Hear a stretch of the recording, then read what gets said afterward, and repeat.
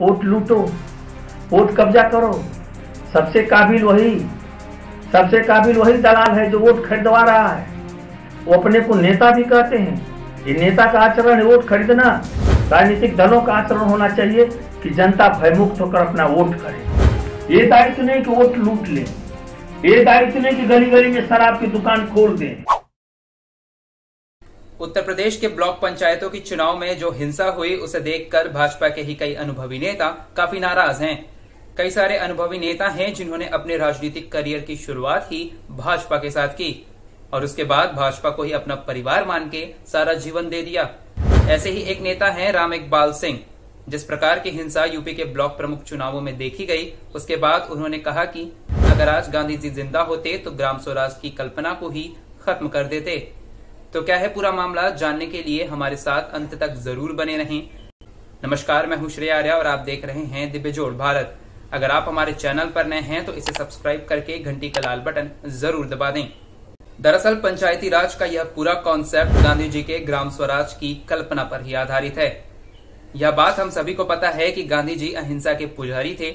ऐसे में उनकी ही विरासत को लेकर जब देश में हिंसा होती है तो कहीं न कहीं राजनेताओं की मानसिकता पर सवाल खड़ा होता है।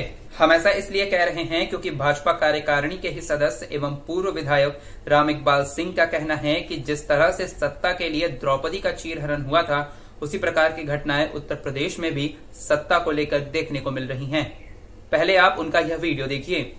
जो ग्राम स्वराज जो गांधी जी की कल्पना थी, ग्राम स्वराज के इलेक्शन खत्म हो गए। शायद महात्मा गांधी अपनी आंखों से देखे होते इस इलेक्शन को, तो इस इलेक्शन को हमेशा के लिए समाप्त कर देने के लिए जिद कर दिए रहते।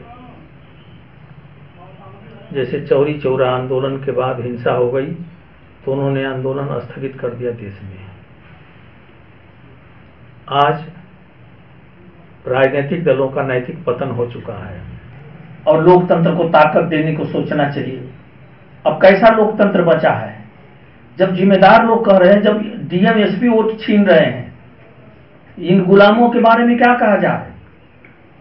पहले लगता था कि डीएम एसपी कोई चेयर है, जनता को न्याय देने के लिए जिले में सबसे बड़ी ओहदे हैं ये, लेकिन जब यही गुंडा बदमाश की तरह से जब वोट छीन रहे हैं और वोट कैप्चर कर रहे हैं, वोट छिपा रहे हैं। क्या हुआ बलिया में 6 वोट फर्जी पकड़े गए और फर्जी वोट पुलिस कस्टडी में भेज दिए गए कोतवाली में, और 6 वोट कोतवाली से छोड़ दिए गए। मैं पूछना चाहता हूं कि किसी दूसरे का वोट देना अपराध की श्रेणी में आता है कि नहीं, और किन लोगों ने फर्जी दस्तावेज बनाई थी, सर्टिफिकेट। उन फ्रॉडों का नाम जांच करके जनता के सामने ले आना जिला प्रशासन का दायित्व है। लेकिन इस जिला प्रशासन से क्या उम्मीद की जा सकती है जो खुद ही अपराधियों को छोड़ दिया। 1000 अपराधी छोड़े जा सकते हैं लेकिन एक जेन्युइन आदमी दंडित नहीं किया जा सकता है।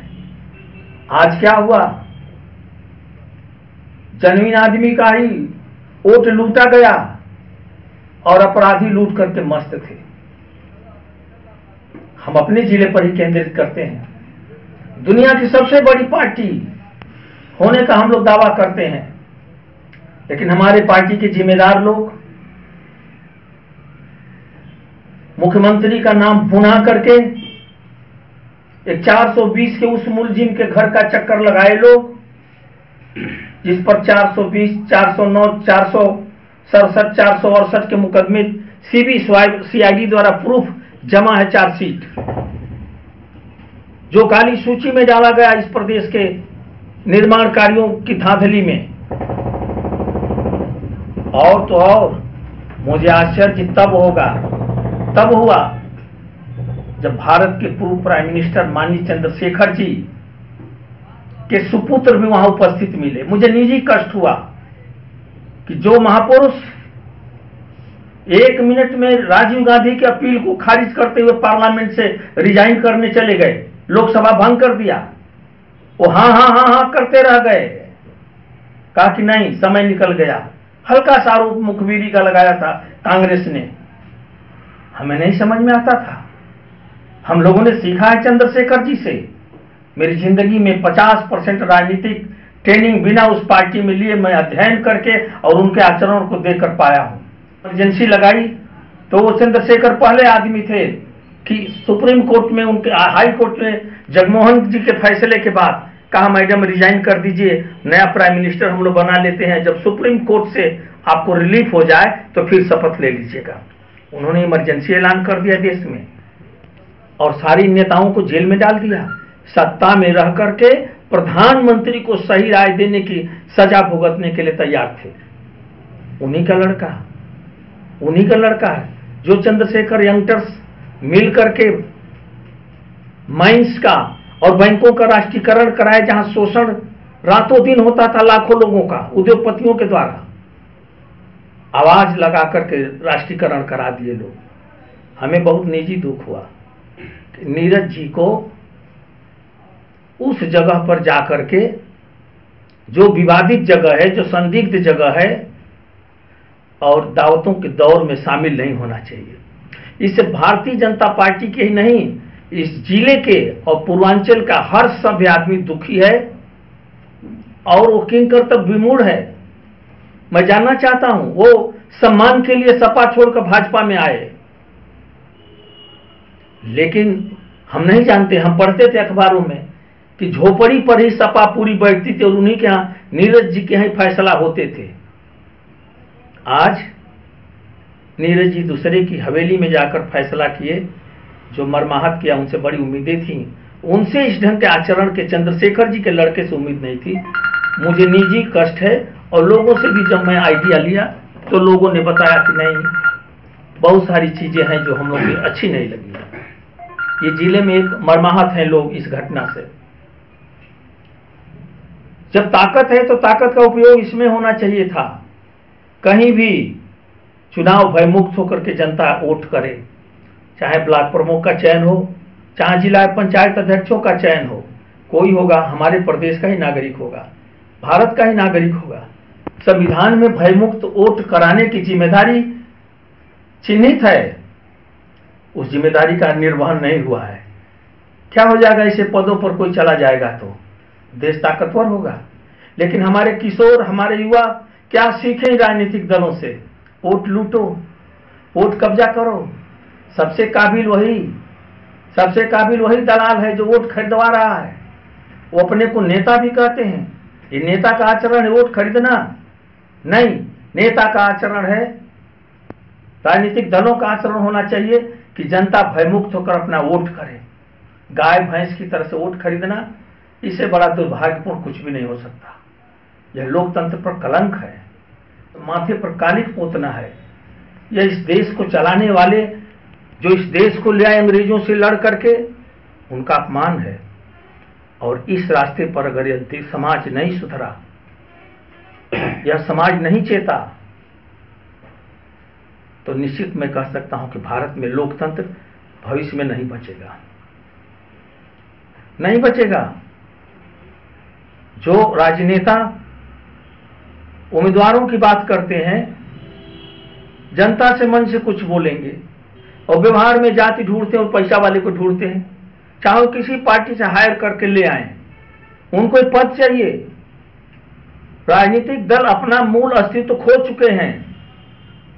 नंबर 2 के लोगों को आगे करके काले धन के बदौलत चुनाव जीत करके और सेखी बघार रहे हैं। शर्म भी नहीं है। मैं पूछना चाहता हूं कि अब राजनीति में कार्यकर्ता नहीं वो पैदा होंगे जो बेसिक मूल्यों के लिए, जो लोकतंत्र के लिए, जो देश की एकता और अखंडता के लिए आते थे, उनकी सोच को क्या होगा? अब तो जो नए नए वर्कर्स बनते हैं देश में, उनका कहना बहुत कठिन है। वो तो न महापुरुषों को अध्ययन करते हैं, न दुनिया और देश के संविधान को ही जानते हैं। उनको झोला पकड़ा देते हैं लोग, क्योंकि उसका यूज करना है। उसके शुभचिंतक नहीं है लोग। कोई भी स्टेट अगर शुभचिंतक रहती तो पहले छात्रों के पढ़ाई लिखाई और स्वास्थ्य पर ध्यान देती, जो कि दोनों फीसदी है। दोनों फीसदी है।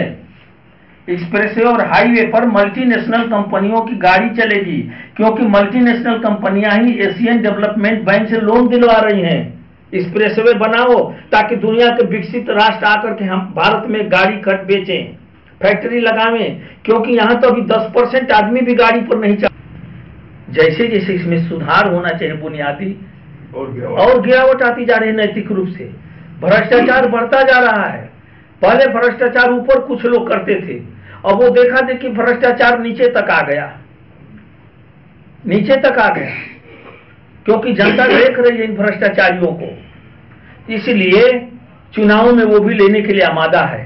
तो जो पिता और पुत्र का रिश्ता होना चाहिए, जो माँ और बेटे का रिश्ता होना चाहिए, जनप्रतिनिधि और जनता का, वो अपवित्र रिश्ता भ्रष्टाचारियों और व्यभिचारियों का हो चुका है। अगर इससे नहीं निकल, कुत्सित प्रयास है कि अपने लोगों को बैठाएंगे, ये सही नहीं है। यह लोकतंत्र के साथ खिलवाड़ है। यह 73वां संविधान संशोधन का अपमान है। और लोकतंत्र और जो स्वराज और ग्राम पंचायत है, यह सबसे इंपॉर्टेंट कड़ी है। अगर यही भ्रष्टाचार होने लगा तो ऊपर का भ्रष्टाचार कौन रोक सकता है? जब पब्लिक करप्ट हो गई तो क्रांति से ही बदलाव होगा कभी, और आने वाले 20-25 साल में पक्का है कि इस देश में हथियार बंद क्रांति होगी। इसको नहीं रोका जा सकता है, क्योंकि जनता को कहने जो उपदेश देने जो कुछ नेता नहीं रह गए हैं, और नहीं जनता नेताओं से कहने जो कुछ रह गई है। जो जिसको जहां पा रहा है वहीं लूट ले रहा है। लेकिन ये जिम्मेदारी राजनीतिक दलों की है कि जनता का नैतिक मूल्य बना रहे, देश के बहन बेटियों का नैतिक मूल्य बना रहे, देश के छात्रों का नैतिक मूल्य बना रहे, देश के मरीजों को दवा दारू मिलता रहे। ये दायित्व है। ये दायित्व नहीं कि वोट लूट लें, ये दायित्व नहीं कि गली गली में शराब की दुकान खोल दें। ये नहीं है। यह पब्लिक को गुमराह करने का, नई पीढ़ी को करप्ट करने का हथियार है। नई पीढ़ी को समाप्त करने की योजना है। इतना नुकसान तो अंग्रेजों के भी समय नहीं हुआ था। उनके भी जमाने में न्यायपालिका अव्वल थी, पुलिस प्रशासन अव्वल था, कंस्ट्रक्शन के काम में चोरी नहीं होता था। आज तो जो सरकारी अमला में बड़े बड़े अधिकारी हैं, बिना कमीशन के फाइल नहीं खींच सकती है एक टेबुल, नीचे से लेकर ऊपर तक करप्शन जकड़ चुका है। रिश्वतखोरी का बोलबाला है। बिना पैसा का थाना में घुसना कठिन है, और बिना रुपया का तहसील में जाना मुश्किल है, और बिना रुपया का निर्माण इकाइयों के यहाँ जाना कठिन है। अब आज की राजनीति में एक चलन यह भी है कि अगर किसी विधायक या सांसद ने आपके खिलाफ आवाज उठा दी या फिर कोई सुझाव दे दिया तो उसे पार्टी के बाहर का रास्ता दिखा दिया जाता है। ऐसे में हमारा तो बस यही अनुरोध है कि एक बार अनुभवी नेता के द्वारा बोली गई बातों पर जरूर सोचना चाहिए। आने वाले वक्त में यूपी में विधानसभा के चुनाव हैं। अगर इसी प्रकार की हरकतें होती रहीं तो जनता को क्या मुंह दिखाएंगे? सच में अब किस प्रकार का लोकतंत्र बचा हुआ है, यह तो सोचने वाली बात है। अगर इस प्रकार की घटनाएं जल्द ही नहीं रुकी तो कहीं न कहीं हम सामाजिक और नैतिक तौर पर एक पतन की ओर बढ़ रहे हैं। आपका इस पूरी घटना पर क्या कहना है, हमें कमेंट करके जरूर बताएं। फिलहाल के लिए इस वीडियो में इतना ही। प्रणाम।